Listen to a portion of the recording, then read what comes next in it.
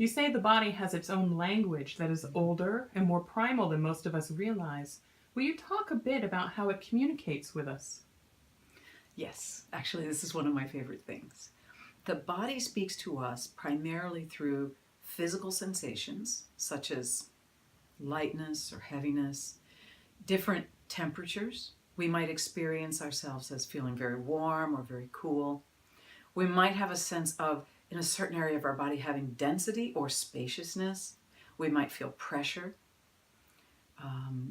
basic sensations that don't have any interpretations to them. The more visual among us might also get internal images, while other people might get a felt sense of elation or dread or a wave of emotion that washes through and comes out of nowhere. These are just a few of the multitude of ways that our bodies communicate with us each and every minute. The subtitle of your book is Healing from Trauma and Awakening to Your Body's Wisdom. What kind of trauma are you referring to? There are many levels of trauma, and one of the things that I see is that we are expanding that definition all the time. There's the ways in which our body tightens down, compresses, pulls in to just the daily assaults of the environment, the speed that we're pushed to operate from, all of the things that go on, the car that cuts us off and leaves our jaw clenched a little tighter. All of these things can be seen as tiny traumas. And then you have the other end of the spectrum, which are things that we would all define as trauma, like childhood abuse, or if someone is sexually assaulted, things like that. So large and small, we all carry different kinds of things with us. The good news is that trauma of all kinds can be released from the body. It just depends on how deep and how old and how frequently that a person experiences trauma and how to go about releasing it from the system. Because we do now know that neuroplasticity is a fact of life, which means that the brain has the capacity, the brain and the rest of the nervous system, the whole body, has the capacity to remodel and let go of trauma that it's experienced. What does the latest research tell us about how unresolved trauma can impact our lives? Unresolved trauma leaves us vulnerable because when we freeze, when we tighten up inside or dissociate in response to a traumatic experience, we can no longer accurately feel or sense what's happening in the present moment. We end up much more rigid and out of touch with ourselves, which means that when we're no longer in touch with what's going on inside of us and what the body's trying to tell us, like the wisdom of a gut hunch or the heart's response to something, then we only have access to the mind. So when something happens in our lives, we can only understand it through the lens of what it looks like or resembles from some past experience. For instance, I know what's going on. I know what's happening because it looks exactly like something that happened from my past. So I need to be really vigilant and, maybe even kick into fight or flight. In that mode, we end up exhausting ourselves because we stay hypervigilant when we don't need to be. So in that way, unresolved trauma disconnects us from that very rich wisdom in all the cells of our body. I talk about how it actually locks us out of the current moment.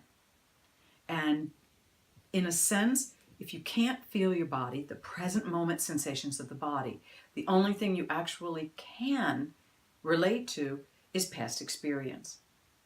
And that's puts you in, it handicaps you because your whole process is no longer registering what's actually happening right now, which might be different than the way it's happened before.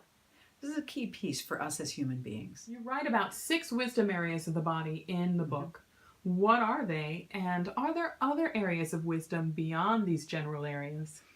Absolutely. There are many areas beyond those 6 areas that I write about in the book. And I really got started with the wisdom of the body in practicing and teaching craniosacral therapy, in which we say that there are a million different wisdom areas in the body, and those are the cells. Every cell of the body has its own intelligence and its own wisdom. But the 6 areas that I'm writing about in the book, because they have their own It's almost like these are areas of the body that have their own neighborhood and they have their own characteristic as being those areas would be the heart, your gut, your pelvis, your bones, your legs and feet, and then the brain, primarily the prefrontal cortex and the midbrain. And as I said, beyond that, there are many other areas that hold wisdom as well. And tell us about the wisdom of the heart and why it's so important that it be connected to all other wisdom areas of our body. You know, the heart is probably, of all the different areas in the wisdom areas of the body, that's actually most understood by people in our culture today. It's a wonderful resource. HeartMath has done a tremendous amount of research on the wisdom and the intelligence of the heart and how it feeds the brain and heart coherence, heart rate variability, but it can handicap us if it's trying to do its job in isolation. For instance, the heart without the gut's wisdom is vulnerable, and the heart without a strong connection to the pelvis is lacking the energy and the power that it needs to manifest our heart's inspirations. But when the heart is connected to all the other areas of the body, those wisdom areas, our deepest inspiration and compassion is fully supported, and that's when it can manifest in our lives. We get to live from that soul quality of who we are when that happens, rather than from all of those shoulds that most people operate from.